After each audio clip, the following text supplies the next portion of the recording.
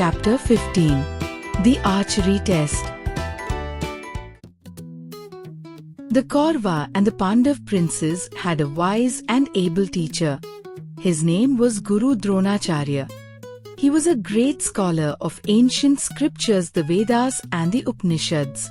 But he was best known for his expertise in various warfare techniques and the art of archery. The princes were sent to his ashram for learning arts and skills in different disciplines. All the students, including the princes, were required to live according to the code of conduct of the ashram.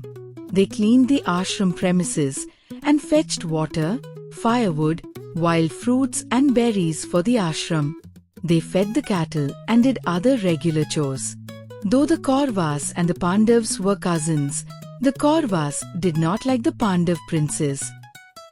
Kaurava और पांडव राजकुमारों के पास एक बुद्धिमान और योग्य गुरु थे।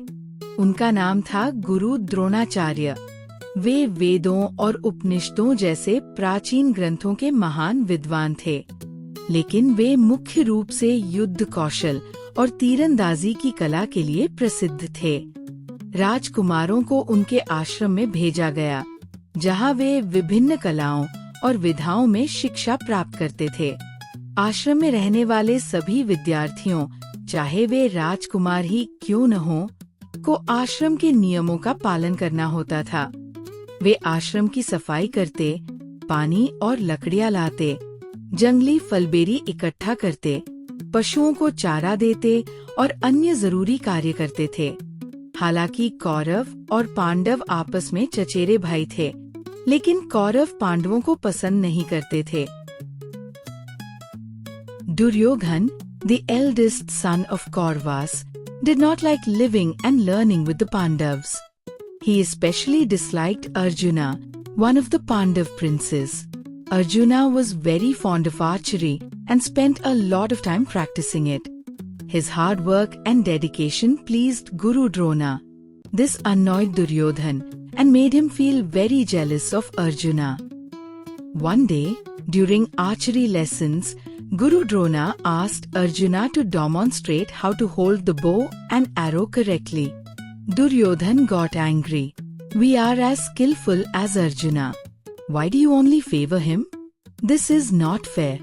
Guru Drona felt hurt. He thought of a plan. He wanted to make his students understand why Arjuna was the best archer amongst them. At the end of the lesson, he made an announcement. "Tomorrow will be a special day for all of you. I will conduct a test to determine the best archer amongst you." Everyone was excited. Duryodhan, जो कौरवों का सबसे बड़ा पुत्र था, पांडवों के साथ रहना और उनके साथ पढ़ना पसंद नहीं करता था। उसे विशेष रूप से अर्जुन से चिढ़ थी। अर्जुन को तीरंदाजी बहुत पसंद थी। वह दिन रात अभ्यास करता रहता था। उसकी मेहनत और लगन से गुरु द्रोण बहुत प्रसन्न होते थे। ये बात दुर्योधन को खटकती थी और वो अर्जुन से जलने लगा। एक दिन गुरु द्रोण ने तीरंदाजी की कक्षा में अर्जुन से कहा, "तुम सबको सही तरीके से धनुष और बाण पकड़ना दिखाओ।" दुर्योधन गुस्से से बोला, "हम अर्जुन जितने ही कुशल हैं। आप हमेशा उसी की तारीफ क्यों करते हैं? ये तो अन्याय है।" गुरु द्रोण को ये सुनकर दुख हुआ। उन्होंने एक योजना बनाई ताकि सभी शिष्य समझ सकें कि अर्जुन सबसे अच्छा तीरंदाज क्यों है। उन्होंने घोषणा की, "कल हम एक विशेष परीक्षा लेंगे। उसी में तय होगा कि तुम में सबसे अच्छा तीरंदाज कौन है।" सभी विद्यार्थी उत्साहित हो गए। The next day arrived. Guru Drona reached the class and all the students touched his feet. After a session of yoga and meditation, they were ready to begin the competition. Guru Drona took them to the other side of the ashram. They stopped about 100 feet away from a tall tree. "There's a wooden bird on a branch on that tree," said Guru Drona. "You have to hit the eye of that wooden bird with a single arrow. Are you ready?" The disciples looked at each other in surprise. The wooden bird was partially hidden by foliage. A prominent red eye of the bird shone in the distance. How is it possible? The students muttered.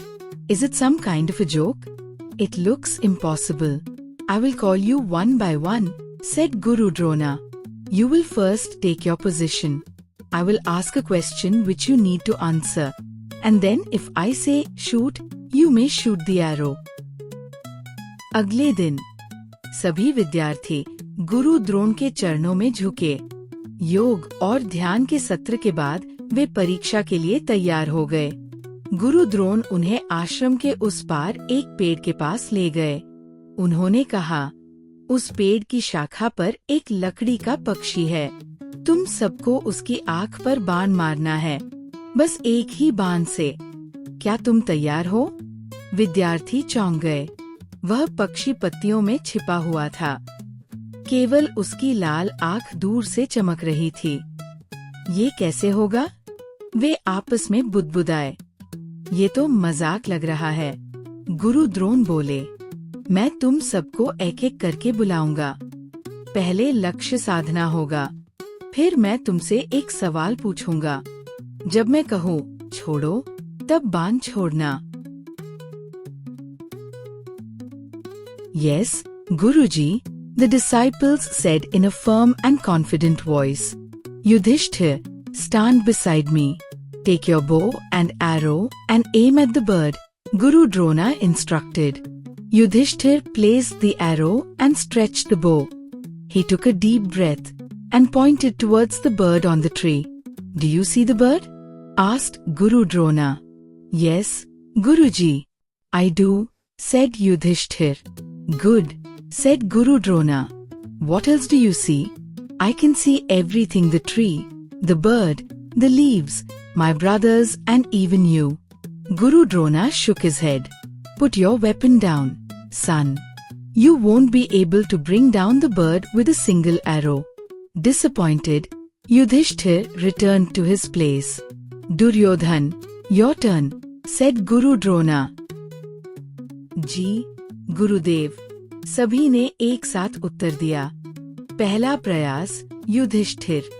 गुरु द्रोण बोले, युधिष्ठिर, आओ, धनुष उठाओ और पक्षी पर निशाना साधो। क्या तुम पक्षी को देख सकते हो? हाँ, गुरुदेव, मैं पक्षी देख रहा हूँ। और क्या क्या देख रहे हो? पेड़, पत्ते, पक्षी, अपने भाई और आपको भी देख रहा हूँ। गुरु द्रोण ने सिर हिलाया। तुम अपना लक्ष्य नहीं भेद पाओगे। नीचे रखो। युधिष्ठिर लौट गए। दूसरा प्रयास Duryodhan. Duryodhan took the aim, and Guru Drona asked, What do you see? I can see the tree, the bird on it, and you, Guruji. You too will miss the aim. Please go back to your place. Nakula, Sahadev, Bhima, and other disciples also gave similar answers. You are not concentrating enough, explained Guru Drona. I am sure you all will miss your target. Come, Arjuna. It's your turn now. Arjuna calmly went and stood beside the Guru. He pointed his arrow towards the tree. Duryodhan आया और लक्ष्य साधा।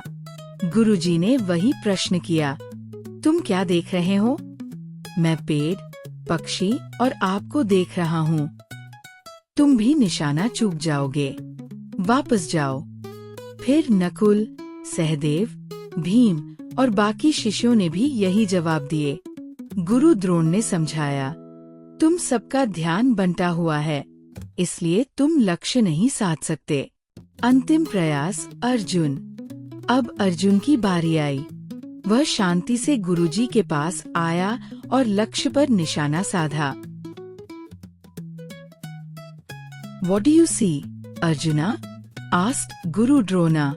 A wooden bird with a red eye, said Arjuna. Guru Drona paused. What else? He asked softly. Sorry, Guruji, but I cannot see anything else, said Arjuna confidently. Can't you see the bird's legs or its beautiful wings? No, Guruji, I can't. A smile spread across Guru Drona's face. Shoot, he said. तुम क्या देख रहे हो, अर्जुन? मैं सिर्फ लकड़ी का पक्षी देख रहा हूँ, उसकी लाल आँख। और कुछ नहीं? नहीं, गुरुदेव, मैं सिर्फ उसकी आँख देख रहा हूँ।